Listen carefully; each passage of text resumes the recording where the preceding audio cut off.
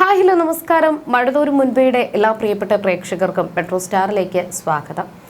ഇതുവരെയും സത്യങ്ങൾ ആരും തന്നെ അറിഞ്ഞിരുന്നില്ല. അതായത് ബാലചന്ദ്രനോ വൈജയന്തിയോ ഒന്നും തന്നെ അലീനെ പോലീസുകാരെ പിടിച്ചുകൊണ്ട് പോയ കാര്യമോ അല്ലെങ്കിൽ പോലീസുകാർ അലീനയോട് കേസ് കൊടുക്കാനായിട്ട് ആവശ്യപ്പെടുന്ന കാര്യമോ അറിഞ്ഞിരുന്നില്ല. എന്നാൽ ആ സത്യങ്ങൾ അവർ തിരിച്ചറിയാൻ വേണ്ടിയിട്ട് പോവുകയാണ്. അതുമാത്രമല്ല, അലീനയ്ക്ക് രക്ഷകനായിട്ട് സാക്ഷാൽ DYSP തന്നെ രംഗത്തെത്തുകയാണ്. ഇനി എന്തൊക്കെയായിരിക്കും ഇന്നത്തെ എപ്പിസോഡിൽ സംഭവിച്ചിട്ടുണ്ടാവുക, ഇനി വരാൻ പോകുന്ന എപ്പിസോഡുകളിൽ എന്തൊക്കെ സംഭവിക്കും എന്ന് നമുക്ക് നോക്കാം. അതിനു മുൻപ് ആദ്യമായിട്ടാണ് ഈ ചാനൽ കാണുന്നതെങ്കിൽ തീർച്ചയായിട്ടും സബ്സ്ക്രൈബ് ചെയ്യുക. അപ്പോൾ ഞങ്ങളിടുന്ന പുതിയ സീരിയൽ റിവ്യൂ വീഡിയോസ് എല്ലാം നിങ്ങൾക്ക് ലഭിക്കുന്നതായിരിക്കും. അങ്ങനെ ഒടുവിൽ അത് സംഭവിക്കാൻ വേണ്ടിയിട്ട് പോവുകയാണ്. കാര്യങ്ങളെല്ലാം മാമച്ചനും ഗ്രേസി ആൻറ്റിയും കൂടി കാര്യങ്ങളെല്ലാം വിശദീകരിച്ചപ്പോൾ തന്നെ നല്ല ടെൻഷനിലാണ് രേവതികുട്ടി എല്ലാവരും. കാരണം ഇനി മീരയ്ക്ക് സംസാരിക്കാൻ പറ്റുമോ, ജോബി പറഞ്ഞിട്ട് മീര സംസാരിക്കുമോ, മീര സംസാരിച്ചു കഴിഞ്ഞാൽ തൻ്റെ അച്ഛൻ ഇതിലെന്തെങ്കിലും സഹായിക്കാനായിട്ട് ഇറങ്ങി വരുമോ, എന്തെങ്കിലും അച്ഛൻ സഹായിക്കുമോ, അലീന ചേച്ചിയെ രക്ഷപ്പെടുത്താൻ പറ്റുമോ, അതോ കുരുക്കിൽ നിന്നും കുരുക്കിലേക്ക് പോകുമോ, അങ്ങനെ ഒരുപാട് ചോദ്യങ്ങൾ മാമച്ചൻ്റെയും ഗ്രേസി ആൻറ്റിയുടെയും രേവതിക്കുട്ടിയുടെയൊക്കെ മനസ്സിൽ തെളിഞ്ഞു വന്നു. എങ്കിലും ജോബിയും പറഞ്ഞു, നീ ഒന്ന് സംസാരിച്ച് നോക്ക്, നമുക്ക് എന്തായാലും നോക്കാം. അലീന തെറ്റ് ചെയ്തിട്ടില്ല എന്നുണ്ടെങ്കിൽ അവളെ രക്ഷപ്പെടുത്തണം, അവിടെ നിർത്തിയിട്ട് കാര്യമില്ല, അവളെ പിടിച്ചു വെച്ചിട്ട് കാര്യമില്ല. അതല്ല, അവൾ തെറ്റ് ചെയ്തിട്ടുണ്ടെങ്കിൽ അവളെ പിടിച്ചു വെക്കാം, വീണ്ടും വീണ്ടും അടുത്ത കുരുക്കിലേക്ക് പോകാം, അവളെ വേണമെങ്കിൽ എന്ത് വേണമെങ്കിൽ ചെയ്യാം, കുഴപ്പമില്ല. പക്ഷേ തെറ്റ് ചെയ്തിട്ടില്ലെങ്കിൽ അവളെ രക്ഷിച്ചേ മതിയാകൂ എന്ന് പറയുകയും അങ്ങനെ ജോബിയുടെയും തൻ്റെ പപ്പയുടെയൊക്കെ നിർബന്ധപ്രകാരം തൻ്റെ അച്ഛനെ വിളിക്കാനായിട്ട് മീര തയ്യാറായി. അച്ഛനെ ആദ്യം വിളിച്ചു. അച്ഛനെ വിളിച്ചതിന് ശേഷം ഇവിടെ നടന്ന അലീന ആരാണെന്നും എന്താണെന്നും തുടങ്ങി നിരവധി കാര്യങ്ങളെല്ലാം അച്ഛനോട് വിശദീകരിച്ചപ്പോൾ പറയുന്നുണ്ട്, അത് വലിയ പ്രമാദമായ കേസാണ്, വലിയ ഒരു പ്രശ്നമാണ് നടന്നുകൊണ്ടിരിക്കുന്നത്, ചിലപ്പോൾ നാളെ റിമാൻഡിലാക്കാം. എന്തായാലും എനിക്ക് അതിൻ്റെ കൂടുതൽ ഡീറ്റെയിൽസ് അറിയത്തില്ല, അവിടെ ചെന്നാൽ മാത്രമേ അറിയാൻ സാധിക്കൂ എന്നും പറഞ്ഞു. അപ്പോഴും മീര ആവർത്തിക്കുന്നുണ്ട്, അച്ഛൻ വേറൊന്നും വേണ്ട, അലീന തെറ്റ് ചെയ്തിട്ടുണ്ടെങ്കിൽ ശിക്ഷ അനുഭവിക്കട്ടെ, അതല്ല തെറ്റ് ചെയ്തിട്ടില്ല എന്നുണ്ടെങ്കിൽ അവളെ രക്ഷപ്പെടുത്തണം, എന്തിനാണ് അവളെ അവിടെ പിടിച്ചു നിർത്തിയിരിക്കുന്നത് എന്ന് അറിയണം, ഇതിൻ്റെ പിന്നിൽ എന്തൊക്കെയാണ് സംഭവങ്ങൾ എന്ന് കൃത്യമായിട്ട് അറിയണം, അച്ഛനൊന്ന് സഹായിക്കുക. കാരണം അവളൊരു ഓർഫനാണ്, അവൾക്ക് ആരുമില്ല എന്നുള്ളൊരു ചിന്തയിലാണ് അവരിങ്ങനെയൊക്കെ ചെയ്യുന്നത്. പക്ഷേ ഇപ്പോൾ അവളെ തേടി ഒരു ഫാമിലി എറണാകുളത്ത് നിന്ന് വന്നിട്ടുണ്ട്, അതുകൊണ്ട് എന്തെങ്കിലും ചെയ്തേ മതിയാകൂ എന്ന് മീര പറഞ്ഞു. ശരി, ഞാൻ അന്വേഷിക്കട്ടെ, അന്വേഷിച്ചിട്ട് എന്താണ് കാര്യമെന്ന് അറിഞ്ഞതിന് ശേഷം വിളിക്കാമെന്നും മീരയോട് പറഞ്ഞിട്ട് കോൾ കട്ട് ചെയ്തു. പക്ഷേ ഈ സമയത്ത് സുലോചന ഹോസ്പിറ്റലിൽ എത്തിയിട്ടുണ്ടായിരുന്നു ബാലചന്ദ്രനെ കാണാനായിട്ട്. ബാലചന്ദ്രനെ കണ്ടു, സംസാരിച്ചു.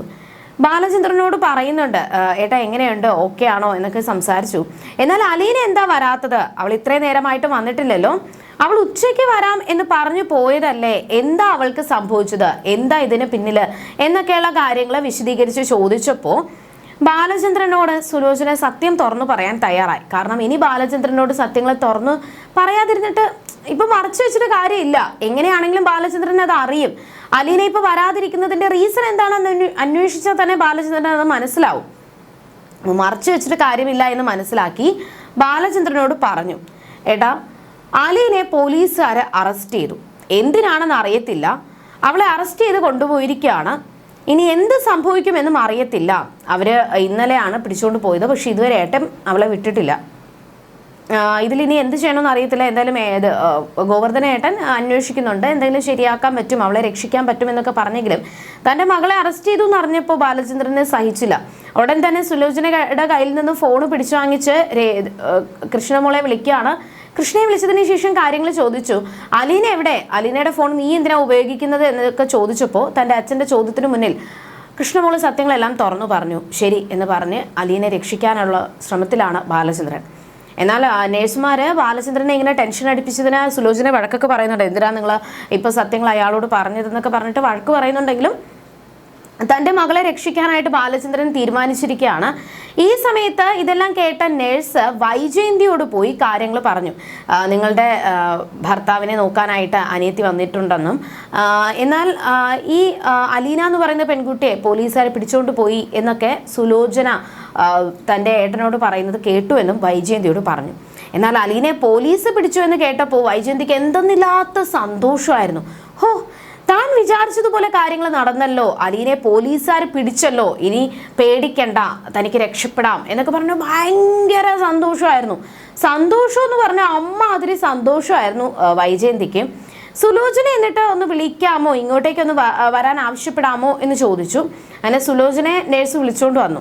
എന്നിട്ട് സുലോചനയോട് ചോദിക്കുകയാണ്, നീ എന്താ ഇവിടെ നടന്ന കാര്യങ്ങളൊന്നും എന്നോട് പറയാത്തത്? അലീനെ പോലീസ് പിടിച്ചുകൊണ്ട് പോയ കാര്യം നീ എന്താ എന്നോട് പറയാത്തത്?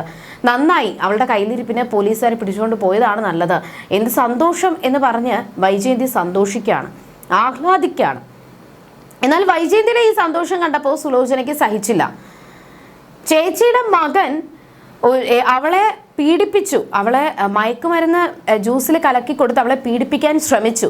അങ്ങനെ പീഡിപ്പിക്കാൻ ശ്രമിച്ചപ്പോൾ സ്വയരക്ഷയ്ക്ക് വേണ്ടിയിട്ട് അവിടെ ഇരുന്ന കത്രികയെടുത്ത് സ്വയം വയറ്റിൽ കുത്തി പരിക്കേൽപ്പിച്ച് അവളെ മരണത്തിന് കീഴടങ്ങാൻ തയ്യാറായി. കാരണം തൻ്റെ ആ മാനം രക്ഷിക്കാനായിട്ട്.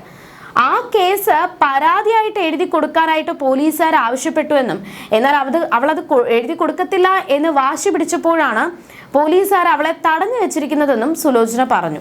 മാത്രമല്ല, ചേച്ചിയുടെ മകൻ ചെയ്ത തെറ്റ് അവള് മറ്റുള്ളവരോട് പറയാതെ പോലീസിന് പരാതി കൊടുക്കാത്തത് കൊണ്ടാണ് അവളെ പിടിച്ചു വെച്ചിരിക്കുന്നതെന്നും ഇതാണോ നല്ല കാര്യം? അതല്ല, ചേച്ചിയുടെ മകൻ 16 വയസ്സ് മാത്രം പ്രായമുള്ള ഒരു പെൺകുട്ടിയെ മകനും ആങ്ങളയുടെ മകനും എല്ലാവരും കൂടി ചേർന്ന് റേപ്പ് ചെയ്തിട്ട് ആ കേസിലെ പോലീസുകാർ രോഹിത്തിനെ എല്ലാവരെയും കൂടി പിടിച്ചുകൊണ്ട് പോയിരിക്കുകയാണ്.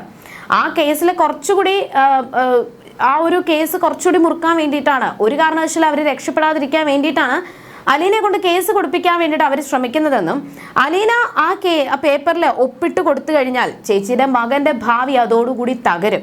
അവൾ ഇതുവരെയും ഇതിന് സമ്മതിച്ചിട്ടില്ല. പക്ഷെ ചേച്ചിയുടെ ഈ ആഹ്ലാദം കണ്ടാൽ അവൾ ഉറപ്പായിട്ട് ഒപ്പിട്ട് കൊടുക്കാനുള്ള സാധ്യതയുണ്ട്. അതുകൊണ്ട് ചേച്ചി മിണ്ടാതിരിക്കുന്നതാണ് നല്ലതെന്നും അലീന പറഞ്ഞു. അലീനയല്ല, സുലോചന വൈജയന്തിയോട് പറഞ്ഞു. അപ്പോൾ അത്രയും നേരം വലിയ ആഹ്ലാദ പ്രകടനം നടത്തിയ വൈജയന്തി സുലോചനയുടെ ആ വാക്കുകളിൽ തകർന്നുപോയി.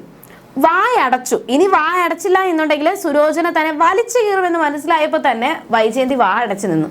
ഇത്രയും നേരം അലീനെ കുറിച്ച് കുറ്റം പറഞ്ഞപ്പോൾ അവിടെ നിന്ന് ചിരിച്ച നേഴ്സുമാർ പോലും തൻ്റെ മകന്റെ കാര്യങ്ങൾ കേട്ടപ്പോൾ വൈജയന്തി നോക്കി പൊട്ടിച്ചിരിച്ചു. വൈജയന്തിക്ക് അത് നാണക്കേടായി. സുലോചന ഒരു കാര്യവും കൂടി പറഞ്ഞു, ചേച്ചി ഒരു കാര്യം ചെയ്യും, ചേച്ചിയുടെ മകനെ രക്ഷിക്കാനുള്ള വഴി എന്തെങ്കിലും ഉണ്ടോ എന്ന് നോക്കാനായിട്ട് സുലോചന പറഞ്ഞിട്ടാണ് ഇറങ്ങിപ്പോയത്. വൈജയന്തിക്ക് വലിയൊരു നാണക്കേടായിരുന്നു. അലീനെ തൊട്ട് കളിച്ചപ്പോൾ വൈജയന്തിക്ക് അതേ നാണയത്തിൽ തന്നെ തിരിച്ചടി കിട്ടി. ഇനി എന്തായാലും വൈജയന്തി കുറേ നേരത്തേക്കൊന്നും മിണ്ടത്തില്ല. പക്ഷെ ഈ സമയത്ത് പോലീസുകാരാണെങ്കിൽ ഭയങ്കര കടുകട്ടിയാണ്. ഒരു കാരണവശാലും അലീനെ വെറുതെ വിടാനായിട്ട് പോലീസുകാർ തയ്യാറല്ല. എന്ത് സംഭവിച്ചിട്ടാണെങ്കിലും ഏത് വിധേനയാണെങ്കിലും അലീനെ പൂട്ടും. അവളെ കൊണ്ട് ഈ പേപ്പറിൽ, അതായത് ഈ ഒരു പരാതിയിൽ ഒപ്പിട്ട് വാങ്ങിക്കും, എന്നിട്ട് അവളെ വെറുതെ വിടത്തുള്ളൂ എന്നുള്ള വാശിയിലാണ് പോലീസുകാർ. അതിനു വേണ്ടിയിട്ട് ലേഡി കോൺസ്റ്റബിളിനെ കൊണ്ട് അലീനെ വിളിപ്പിക്കുകയും അലീനെ ഉപദ്രവിച്ച് അവളെ കൊണ്ട് കേസ് കൊടുപ്പിക്കുവാനും ഒക്കെ ആയിട്ട് പോലീസുകാർ ശ്രമിക്കുകയാണ്. എന്നാൽ അലീന വനിതാ കോൺസ്റ്റബിളിനോട് പറയുന്നുണ്ട്, നിങ്ങൾ കൊടുക്ക്, എനിക്ക് കുഴപ്പമില്ല, പക്ഷേ നിങ്ങൾ ഈ പരാതി എന്നെ കൊണ്ട് എഴുതിപ്പിക്കാമെന്ന് നോക്കണ്ട, ഞാൻ എഴുതി തരത്തില്ല. പിന്നെ നാളെ നിങ്ങൾക്ക് എന്തായാലും ഒന്നെങ്കിൽ എന്നെ കോടതിയിൽ ഹാജരാക്കണം. അപ്പോൾ കോടതിയിൽ ഹാജരാക്കുവാണെങ്കിലും ഞാൻ അവരോട് സത്യങ്ങൾ തുറന്നു പറയും.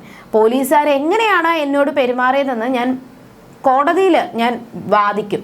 അതല്ല, ഇനിയിപ്പോൾ കോടതിയിൽ കൊണ്ടുപോയില്ല, എന്നെ പുറത്തിറക്കുവാണെങ്കിലും മീഡിയക്കാർ കാണുമല്ലോ, അവരോട് എന്നോട് എങ്ങനെയാണ് പെരുമാറിയതെന്നൊക്കെ ഞാൻ അവരോട് വിശദീകരിക്കുമെന്നും അലീന പറഞ്ഞു. അതൊക്കെ കേട്ടപ്പോൾ പോലീസുകാർ ഒന്ന് ഞെട്ടി. ഇനി എന്തെങ്കിലും സംഭവിക്കുമോ എന്നുള്ളൊരു പേടിയുണ്ട്. എന്തൊക്കെയാണെങ്കിലും ഇന്നത്തെ എപ്പിസോഡ് ഇവിടെ അവസാനിക്കുകയാണ്. അലീനയുടെ വാക്കുകളിൽ സ്തംഭിച്ച് നിൽക്കുകയാണ് പോലീസ്. എന്ത് സംഭവിച്ചിട്ടാണെങ്കിലും അലീനെ വിറപ്പിക്കാൻ പറ്റുമെന്ന് അവർക്ക് തോന്നുന്നില്ല. ആ ഒരു നിലപാടിലാണ് അവർ. പക്ഷേ മീര വിളിച്ചു പറഞ്ഞ തൻ്റെ അച്ഛൻ DYSP അലീനയുടെ കേസ് അന്വേഷിക്കാനായിട്ട് അവിടേക്ക് എത്തുകയും എന്നാൽ അലീനെ പോലീസുകാർ ഉപദ്രവിക്കുകയാണ്. അലീനയുടെ ദേഹത്ത് അടിക്കുകയും അലീനെ അടിച്ച് ആ ഒരു പരാതിയിൽ ഒപ്പിട്ട് വാങ്ങിക്കാനൊക്കെ ആയിട്ട് അവർ ശ്രമിക്കുകയാണ്. DYSP ഇത് കണ്ടുകൊണ്ട് വന്ന ഉടനെ തന്നെ പോലീസുകാരെ എല്ലാവരെയും എടുത്ത് നല്ലപോലെ പെരുമാറി. എല്ലാവർക്കും നല്ല വഴക്ക് കൊടുത്തു. അവളെങ്ങാനും ഇനി മാധ്യമങ്ങൾക്കോടോ അല്ലെങ്കിൽ കേസ് കൊടുക്കുകയോ ചെയ്തു കഴിഞ്ഞാൽ ഉറപ്പായിട്ട് നിങ്ങൾ കുടുങ്ങുമെന്ന് പറഞ്ഞു. എന്നാൽ ഉടൻ തന്നെ അലീന DYSPയോട് തുറന്നു പറയുകയാണ്, ഈ SIയും CIയും കൂടി ചേർന്നിട്ട് എന്നെ പീഡിപ്പിച്ചു. അത് അവരുടെ ഓരോ നോട്ടത്തിൽ നിന്നും അവരുടെ ഓരോരോ വാക്കുകളിൽ നിന്നും അവരുടെ ഓരോരോ പെരുമാറ്റത്തിൽ നിന്നും എനിക്ക് ഒരുപാട് പീഡനങ്ങൾ ഞാൻ നേരിട്ടുവെന്നും ഇതാണ് ശരിക്കും പറഞ്ഞു കഴിഞ്ഞാൽ ഞാൻ ഏറ്റവും കൂടുതൽ വേദനിച്ച ഒരു നിമിഷം, അല്ലെങ്കിൽ ഇതാണ് ശരിക്കും ഞാൻ നേരിട്ട പീഡനം എന്നൊക്കെ പറഞ്ഞിട്ട് അലീന അവർക്കെതിരെ ഇങ്ങനെ അവർക്കെതിരെ കുറ്റങ്ങൾ ആരോപിക്കുകയാണ്. ഇനി എന്തൊക്കെയായിരിക്കും സംഭവിക്കുക എന്ന് നമുക്ക് വരുന്ന എപ്പിസോഡുകളിൽ കാണാം. എന്തായാലും അലീന രക്ഷപ്പെടും, രോഹിത്തും ഹരിയും കുടുങ്ങാൻ സാധ്യതയുണ്ട്, വൈജയന്തിയുടെ ആട്ടവും നിൽക്കും. എന്തൊക്കെ സംഭവിക്കുമെന്ന് നമുക്ക് നോക്കാം. അതിനു മുൻപ് വരുന്ന എപ്പിസോഡുകളിൽ കാണാം.